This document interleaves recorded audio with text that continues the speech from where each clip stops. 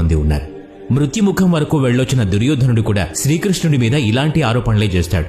అప్పుడు శ్రీకృష్ణుడు అతని మృత్యు రహస్యం చెప్తాడు. ఆ రహస్యం ఏంటి?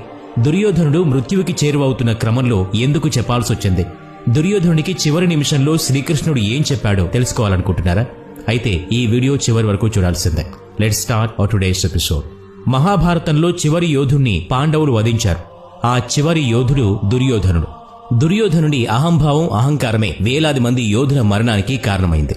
దుర్యోధనుని వధించడం అంత తేలిక కాదు. మహాభారత యుద్ధం చివరి రోజున దుర్యోధనుడు భీముడికి మధ్య గదాయుద్ధం జరిగింది.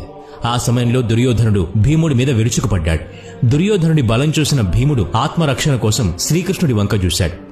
అప్పుడు శ్రీకృష్ణుడు ఒక్క మాట కూడా మాట్లాడకుండానే తొడల మీద కొట్టి చూపించాడు. శ్రీకృష్ణుడి సంజ్ఞని భీముడు అర్థం చేసుకున్నాడు. యుద్ధ నీతికి వ్యతిరేకంగా దుర్యోధనుడి తొడల మీద తన గదతో కొట్టడం మొదలు పెడతాడు. ఈ విషయం గురించి కూడా మహాభారతంలో